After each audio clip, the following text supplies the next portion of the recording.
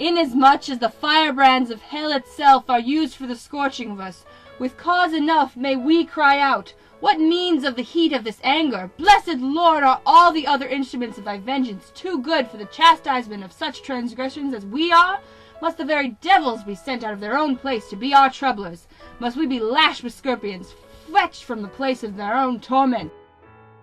Man, this is intense. In this piece it was my design to explain and enforce this doctrine that vicious actions are not hurtful because they are forbidden, but forbidden because they are hurtful.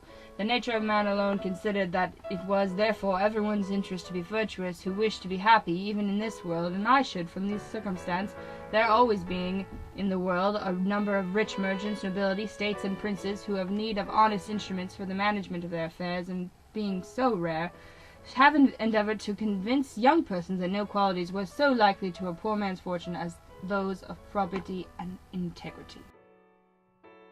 I hope Mrs. Guerra doesn't sense my complete incomprehension of this work when she reads my discussion.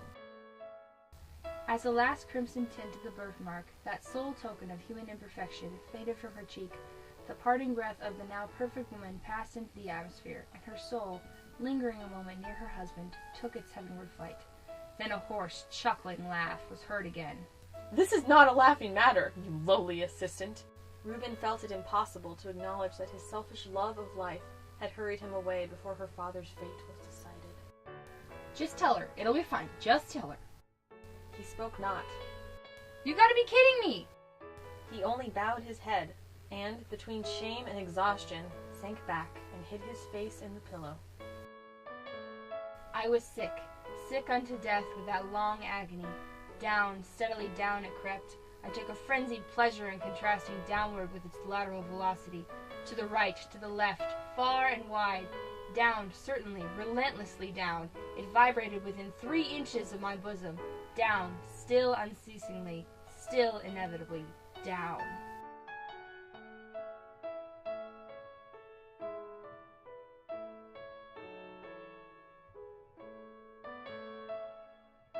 True, nervous, very, very dreadfully nervous I had been and am.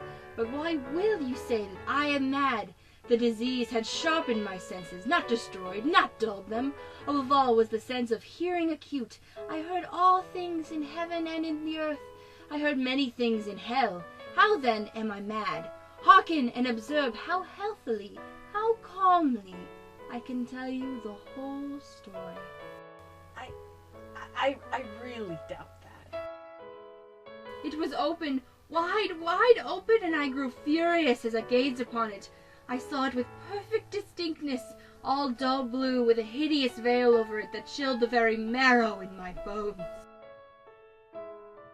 I then replaced the board so cleverly, so cunningly, that no human eye, not even his, could have detected anything wrong.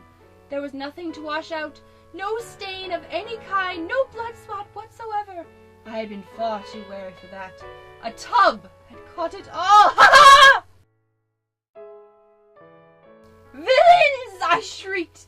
Dissemble no more. I admit the deed. Tear up the planks. Here, it is the beating of this hideous heart. Now this is literature. Keeping time in a sort of runic rhyme to the throbbing of the bells, to the sobbing of the bells. Say bells one more time, I dare you. Keeping time as he knells in a happy runic rhyme to the rolling of the bells. Oh, there it is. Of the bells, to the tolling of the bells, to the moaning and the groaning of the bells. Bells isn't even a word anymore. He never smiled, he never frowned, he never changed his voice from the gentle flowing key to which he tuned his initial sentence.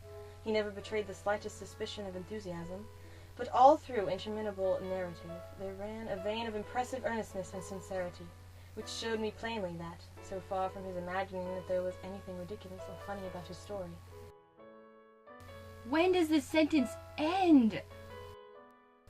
Whose woods these are, I think I know. His house is in the village, though. He will not see me stopping here to watch his woods fill up with snow. My little horse must think it queer to stop without a farmhouse near, between the woods and frozen lake, the darkest evening of the year. This is not a happy poem. And miles to go before I sleep. And miles to go before I sleep. Adds Robert Frost to a list of authors who really need a hug. Amory leaned over and quickly kissed Myra's cheek. He had never kissed a girl before, and he tasted his lips curiously, as if he had munched some new fruit. Well, he starts young. Did anyone ever tell you you have keen eyes, she said. Amory attempted to make them look even keener. He fancied, but was not sure, that her foot had just touched him under the table. But it might possibly have been only the table leg. It was so hard to tell. Still, it thrilled him. Well, that's relatable. You are not in love with me. You never wanted to marry me, did you? Whoa. It was the twilight, What? he said wonderingly. I didn't feel as though I were speaking aloud, but I love you, Whoa. or adore you, Amory. or worship you. Okay. There you go, running through your catalog of emotions in 5 seconds. Yeah, it's true. I like him. Don't say that. It hurts me. Don't be a silly idiot. Yeah, Amory. You know you're the only man I've ever loved, ever will love. Rosalind, let's get married. Next week. We can't.